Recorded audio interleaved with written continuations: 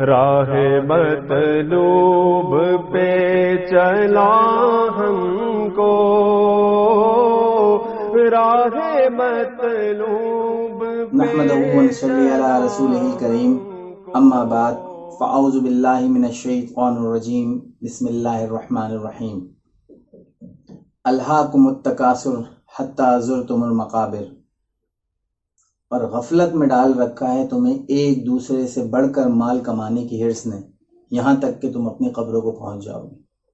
تو اللہ رب العزت کا واضح پیغام انسانوں کے لیے یہ ہے کہ اس دنیا کے اندر جو تمہاری روش ہے ایک دوسرے سے بڑھ کر مال کمانے کی، اس نے ہر کسی کو ایک دوسرے سے غفلت میں ڈال رکھا ہے۔ اور یہ بات سمجھنا آج کے دور میں کسی بھی مسلمان کے لیے، کسی بھی انسان کے لیے مشکل کام نہیں ہے۔ یہ چیزیں اپنی آنکھوں سے دیکھ سکتے ہیں، خود سے ریئلائز کر سکتے ہیں کہ آج کس طرح سے انسان ایک دوسرے سے بڑھ کر مال کمانے یا دنیا کمانے کی حرص میں لگا ہوا ہے۔ یعنی وہ جو سیٹسفیکشن کا لیول ہے وہ ہم اچیو نہیں کر پا رہے کسی بھی طور پر۔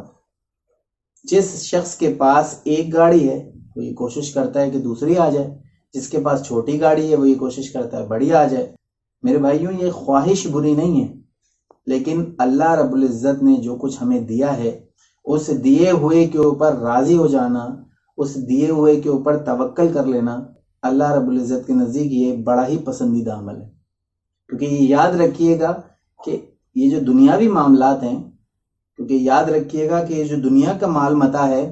اسے حاصل کرنے کے بعد تو بہرحال کسی بھی پوائنٹ پر پہنچ کر انسان سیٹسفیکشن نہیں حاصل کر سکتا، کیونکہ نبی کریم صلی اللہ علیہ وسلم نے ایک حدیث میں واضح طور پر یہ بتا دیا کہ ابن آدم کو اگر سونے کی 2 وادیاں بھی مل جائیں تو وہ اللہ رب العزت سے تیسرے کی خواہش کرے گا۔ اور آگے فرمایا کہ جو ابن آدم کا پیٹ ہے وہ صرف اور صرف قبر کی مٹی ہی بھر سکتی۔ اور جہاں تک بات ہے دنیا کی نعمتوں کی، تو میرے بھائیوں یہ بات یاد رکھیے گا کہ اللہ رب العزت نے اس دنیا کو ہماری آزمائش کے لیے بنایا۔ اس دنیا میں جو نعمتیں ہمیں عطا کی، یہ نعمتیں بھی ہمارے لیے دنیا میں آزمائش کے لیے نازل کی گئی ہیں۔ لیکن اس بات کو بھی سمجھنا ہے کہ جو اہل علم ہیں وہ یہ بات کہتے ہیں کہ جس شخص کو اللہ رب العزت نے مال دے کر آزمایا ہے، اس شخص کی آزمائش زیادہ سخت ہے بنسبت اس کے کہ جسے اللہ رب العزت نے مال لے کر آزمایا۔ اللہ رب العزت نے جس دنیا کے آگے ہم بھاگ رہے ہیں نا اس وقت، اللہ رب العزت کے نزدیک اس دنیا کی حیثیت کیا ہے، ایک حدیث ہمیں واضح طور پر یہ بتا دیتی ہے کہ یہ حیثیت کیا ہے دنیا کی اللہ رب العزت کے نزدیک۔ نبی کریم صلی اللہ علیہ وسلم ایک مرتبہ اپنے صحابہ کرام کے ساتھ کسی رستے سے گزر رہے تھے، تو آپ نے دیکھا کہ وہاں پر ایک بکری کا بچہ مرا پڑا ہے، جس کے کان بھی کٹے ہوئے اور اس میں سے تعفن بھی پھیلا ہوا ہے، اس میں سے بدبو بھی آ رہی ہے۔ تو آپ صلی اللہ علیہ وسلم نے صحابہ کرام کو مخاطب کرتے ہوئے فرمایا کہ کون ہے تم میں سے جو اس کو 1 درہم میں خریدے گا؟ صحابہ کرام نے کہا کہ اللہ کے نبی صلی اللہ علیہ وسلم، یہ بکری کا بچہ جو کہ کان بھی کٹے ہیں، اس کے مردہ بھی ہے، تعفن زدہ بھی ہے، اسے 1 درہم میں کیا کسی بھی قیمت پر کوئی لینے کے لیے کیسے راضی ہوگا؟ تو اللہ کے نبی صلی اللہ علیہ وسلم نے فرمایا کہ خدا کی قسم، اللہ رب العزت کے نزدیک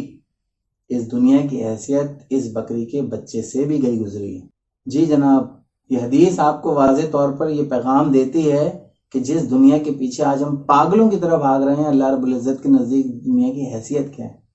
ایک مومن کا جو الٹیمیٹ مقام ہونا چاہیے نا، ایک گول ہونا چاہیے، وہ جنت ہونی چاہیے، وہ آخرت ہونی چاہیے۔ لیکن افسوس کہ آج مسلمانوں کا جو ایٹیٹیوڈ ہے وہ بالکل اس کے 180 ڈگری ہو چکا ہے۔ آج ہم دنیا کے آسائشوں کو پریفر کرتے ہیں، اس دنیا کے آسائشوں کو حاصل کرنے کے لیے صحیح غلط، جائز ناجائز، حرام حلال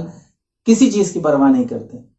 لیکن میرے بھائیوں یہ یاد رکھیے گا کہ اللہ رب العزت کے نزدیک وہ لوگ برابر نہیں ہو سکتے کہ جنہوں نے دنیا میں زندگی اللہ رب العزت کی فرما برداری میں گزاری، اس کے احکامات کے مطابق گزاری، اور وہ لوگ جنہوں نے اللہ کی نافرمانی میں زندگیاں گزاری۔ اس بات کو یاد رکھیں کہ دنیا جس شخص نے اللہ رب العزت کی مرضی سے گزاری ہے، انشاءاللہ آخرت اس شخص کی مرضی کی ہوگی۔ اور جس شخص نے دنیا اپنی مرضی کی گزاری ہے،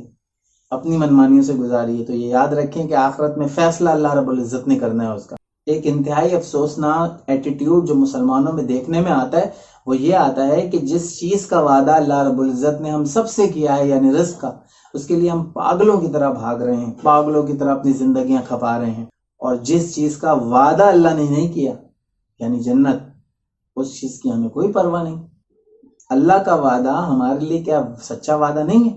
جب اللہ نے یہ وعدہ کر لیا کہ میں رزق کا ذمہ دار ہوں، تو میں اور آپ کیوں اس طرح سے پاگلوں کی طرح اپنی زندگیاں برباد کریں؟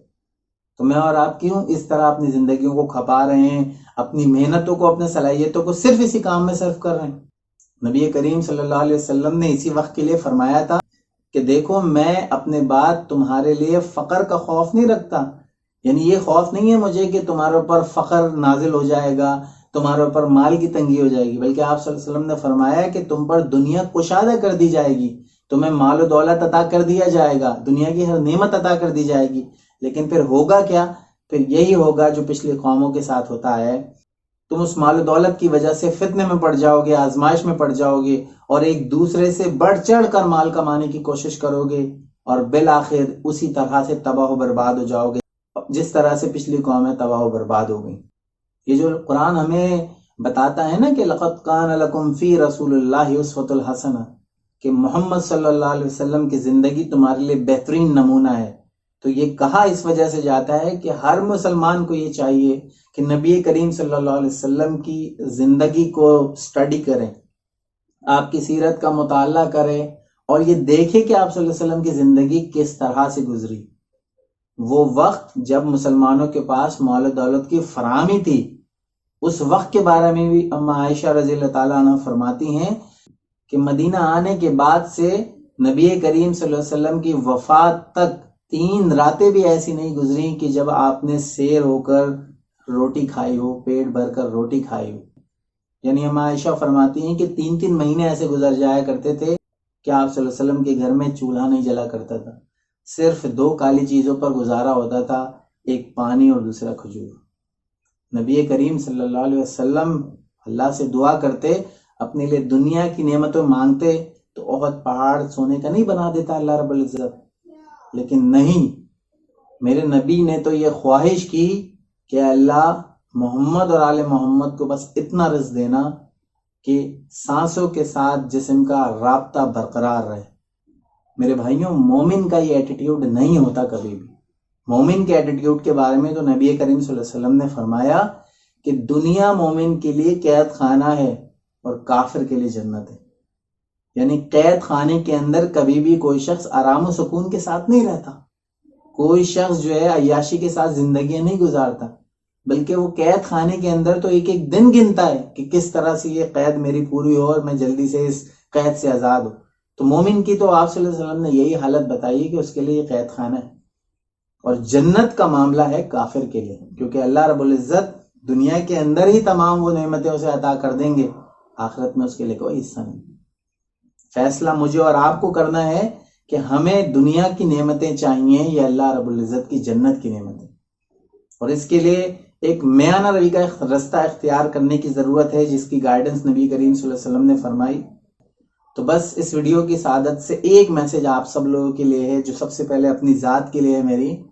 کہ مومن کے لیے دنیا ایک قید خانہ ہے، اور اس قید خانے میں جس طرح زندگی گزاری جاتی ہے اسی ایٹیٹیوڈ کے ساتھ ہمیں بھی زندگی گزارنی چاہیے، اور کافر کے لیے جنت ہے۔ لہٰذا اگر یہاں کوئی تکلیف پہنچتی ہے، کوئی پریشانی آتی ہے، تو اس پر صبر کریں، انا للہ و انا الیہ راجعون کہیں، اور اللہ رب العزت کی جو جنت کی نعمتیں ہیں اس جنت کی نعمتوں کے لیے کوشش کریں۔ اللہ رب العزت سے دعا ہے کہ جو بھی باتیں ہم نے اس درس کے اندر کہی ہیں اس پر عمل کرنے کی توفیق عطا فرمائے، وآخر دعوانا الحمدللہ رب العالمین۔ السلام علیکم ورحمۃ اللہ وبرکاتہ۔